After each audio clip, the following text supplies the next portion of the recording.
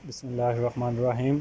मैं हूं मलिक सुफ़ियान और हम केमिस्ट्री मूवमेंट चैनल के हवाले से हम डिस्कस कर रहे हैं पीपीएससी केमिस्ट्री के लिए हमारे पास एक बहुत ही इंपॉर्टेंट टॉपिक है न्यूक्लियर रिएक्शंस। उस न्यूक्लियर रिएक्शंस में हम लोग डिस्कस करने वाले हैं न्यूक्लियर फिशन और न्यूक्लियर फ्यूजन रिएक्शन। यहाँ पर हमारे पास न्यूक्लियर रिएक्शंस लिखना था और न्यूक्लियर फिशन लिखा हुआ है, इसको हम करेक्ट कर लेते हैं। तो न्यूक्लियर रिएक्शंस हमारे पास दो तरह के होते हैं, न्यूक्लियर फिशन और न्यूक्लियर फ्यूजन।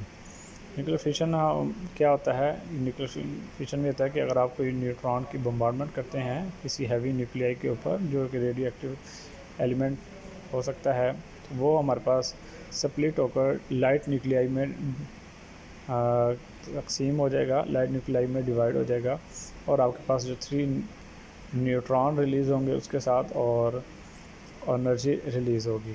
3 न्यूट्रॉन फर्दर आगे जो है ना, वो जो आपके लाइट न्यूक्लियाई होंगे उनके साथ फर्दर वो स्प्लिट करेंगे, या जो हैवी न्यूक्लियाई यहाँ पर पाया जाएगा उसके साथ रिएक्ट करके कोलाइड करके मज़ीद जो है ना वो लाइट न्यूक्लियाई बनाते जाएंगे और वो फिशन और एक चेन रिएक्शन क्या है जो वो बनता रहेगा। इस तरह के चेन रिएक्शन की वजह से हमारे पास हैवी एनर्जी जो है वो रिलीज़ होती है, जो कि हमारे पास डिफरेंट पर्पज़ के लिए हम उसको यूज़ कर सकते हैं। न्यूक्लियर पावर के लिए आप उसको इस्तेमाल कर सकते हैं, आप इलेक्ट्रिकल जनरेशन के लिए इसको इस्तेमाल कर सकते हैं, आप डिफरेंट पर्पज़ के लिए न्यूक्लियर एनर्जी को यूज़ कर सकते हैं। तो इस दौरान में ये एग्जांपल हमारे पास यूरेनियम, हमारे पास 235 एटॉमिक मास का हमारे पास यूरेनियम मौजूद है। एक न्यूट्रॉन अगर उसके ऊपर जब कोलाइड करवाया जाता है तो यहाँ पर 2 लाइट न्यूक्लियाई जो है वो स्टेबल न्यूक्लियाई जो है वो क्रिएट होते हैं। बेरियम 141 का पैदा होगा और क्रिप्टॉन 92 का बन जाएगा और 3 न्यूट्रॉन इस तरह से रिलीज़ होंगे और एनर्जी रिलीज़ होगी 200 मिलियन इलेक्ट्रॉन वोल्ट।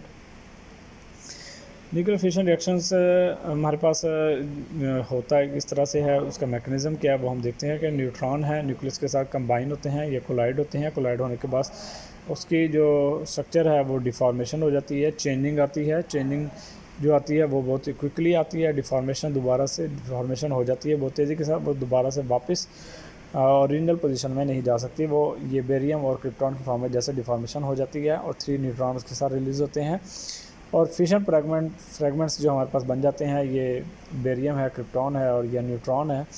इनके साथ जो है वो काइनेटिक एनर्जी और गैमास रे साथ रिलीज़ होती हैं। काइनेटिक एनर्जी जब न्यूट्रॉन वगैरह के साथ कोलाइड करती है तो वो आगे कन्वर्ट हो जाती है किसमें, हीट एनर्जी में कन्वर्ट होती है और हीट एनर्जी को फिर हम डिफरेंट पर्पज़ में इस्तेमाल कर सकते हैं। तो ये ऐसे फिशन फ्रैगमेंट से हमारे पास रेडियो एक्टिव डिके होता है। रेडियो एक्टिव डिके के दौरान हमारे पास जो होती है, जितनी भी डिके हो रहा था उस दौरान में हैवी और एक्सेस एनर्जी जो है वो रिलीज़ होती है। याद रखिएगा कि न्यूक्लियर फिशन रिएक्शंस को थर्मोडायनेमिकली और ऑटोमेटिक एक प्रोसेस है जो खुद ब खुद स्पॉन्टेनियसली हमारे पास जो है वो चलता रहता है। इनको कंट्रोल ना किया जाए तो ये बहुत ज़्यादा तबाही मचा सकते हैं। तो उसको कंट्रोल करने के लिए हम न्यूक्लियर रिएक्टर्स में ये इस तरह के रिएक्शंस करवाते हैं और जिसमें हम लोग क्या यूज़ करते हैं, वाटर यूज़ करते हैं जो एज अ मॉडरेटर के तौर पर न्यूट्रॉन की स्पीड को क्या करते हैं, स्लो करते हैं। ठीक है, न्यूट्रॉन की स्पीड सब स्लो होती है तो हम उसको कंट्रोल करके अपने फ्रूटफुल पर्पज़ के लिए हम उसको इस्तेमाल कर सकते हैं। न्यूक्लियर रिएक्टर हम यूज़ करेंगे इस पर्पज़ के लिए और काइनेटिक एनर्जी जो है वो जो आपकी इस दौरान में क्रिएट होती है उसको हम लोग हीट में वो खुद ब खुद कन्वर्ट हो जाती है न्यूट्रॉन की वजह से। अच्छा, एक और चीज़ देखिएगा कि अगर आपके पास और नंबर ऑफ़ न्यूट्रॉन्स जिसमें पाए जाते हैं न्यूक्लियाई में, उनको थर्मल फिशन न्यूक्लियर रिएक्शंस कहा जाता है। या उनके लिए हम स्पॉन्टेनियसली जो नॉर्मल टेम्परेचर होता है, नॉर्मल एनर्जी रिक्वायर्ड होती है, उस पर भी ये वर्क करते हैं।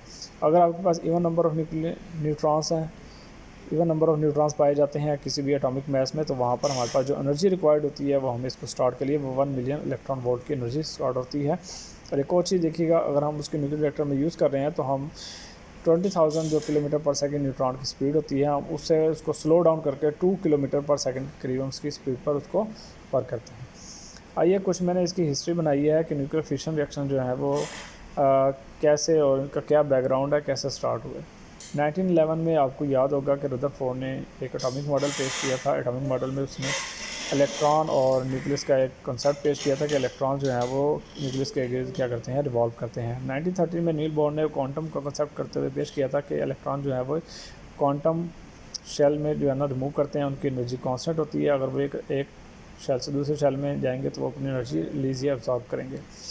1970 में रदरफोर्ड ने एक और न्यूक्लियर ट्रांसम्यूटेशन का कॉन्सेप्ट पेश किया था कि आपके पास अगर नाइट्रोजन मौजूद है, इस पर आप अल्फा पार्टिकल्स की बॉम्बार्डमेंट करते हैं तो वो एक ऑक्सीजन में कन्वर्ट हो जाएगा, एक उसके आइसोटोप में, और साथ प्रोटॉन जो है वो रिलीज़ होंगे। 1932 में अर्नेस्ट बोल्टन और जॉन कोक्राफ्ट ने आर्टिफिशियल न्यूक्लियर रिएक्शन जो है वो पेश किया था। सबसे पहले उसने इस पर ऊपर काम किया था। 1915 में इसके ऊपर उसको क्या है नोबेल प्राइज़ भी दिया गया था। तो 1932 में जेम्स चैडविक ने न्यूट्रॉन की डिस्कवरी की थी। आपको ये एक्सपेरिमेंट आपने प्रीवियस क्लासेस में पढ़ा होगा। 1934 में एनरिक फेर्मी ने यूरेनियम और न्यूट्रॉन को आपस में कोलाइड करवा के जो है ना वो रिएक्शंस किया था। इसी तरह 1938 में इसने न्यू रेडियो एक्टिव एलिमेंट्स भी डिस्कवर किए थे अपने इसी एक्सपेरिमेंट के दौरान। 1939 में कोलंबिया में ये उसकी यूनिवर्सिटी थी, फर्स्ट न्यूक्लियर फिशन रिएक्शन जो है वो 1939 में किया गया। और 1939 में हेल्बॉन्स और कोवार्स्की ने बताया था कि यूरेनियम में 3.5% जो है वो न्यूट्रॉन पर फिशन रिएक्शन के दौरान में रिलीज़ होते हैं, ये बनते हैं। 1945 में आपको याद होगा कि हिरोशिमा नागासाकी के ऊपर यूएसए ने बम गिराए थे जापान के 2 शहरों पर, जिसको हिरोशिमा नागासाकी कहा जाता है। 6 अगस्त को एक लिटिल बॉय के नाम के ऊपर जो कि यूरेनियम बेस के ऊपर था, इसके ऊपर बम गिराया गया था। और 9 अगस्त को फैट मैन जो प्लूटोनियम था नागासाकी के ऊपर ये बम गिराया गया था। ये दोनों बम थे एटॉमिक बम, न्यूक्लियर फिशन बम भी आप इसको कह सकते हैं। ये यूरेनियम और एक प्लूटोनियम से बना हुआ था। तो इनसे जो बंदे जो है ना किल हुए थे वो 6-7 दिन में वो 80,000 से लेकर 1.5 लाख तक बताए जाते हैं, जो 2 दिनों में जिनकी डेथ हुई थी 6 अगस्त और 9 अगस्त तक। कहा जाता है कि इसमें जो अमाउंट ऑफ क्वांटिटी यूज़ की गई थी वो 6 kg से लेकर 15 kg तक जो है ना वो इसमें इतने का रेडियोएक्टिव जो मटेरियल था वो यूज़ किया गया था। तो ये कुछ हमारे पास इसकी थ्योरी है, इसका कॉन्सेप्ट है न्यूक्लियर फिशन रिएक्शंस का, कि किस तरह से हमारे पास ये चेन रिएक्शन बनाता है, किस तरह से न्यूट्रॉन आगे फर्दर से फर्दर मज़ीद जो है ना वो कोलाइड करते रहते हैं न्यूक्लियस के साथ, और उसको आगे फर्दर जो डिवाइड करते रहते हैं, और हैवी एनर्जी जो है वो रिलीज़ होती है। उस एनर्जी को हम लोग यूज़ करते हैं डिफरेंट पर्पज़ के लिए। उम्मीद है आपको वीडियो अच्छी लगी होगी। अगर अच्छी लगे तो आप लाइक कीजिएगा, कमेंट कीजिएगा और अपने फ्रेंड के साथ शेयर कीजिएगा ताकि ज़्यादा से ज़्यादा लोगों तक ये वीडियो पहुंच सके। Thank you for watching. अल्लाह हाफिज़, टेक केयर।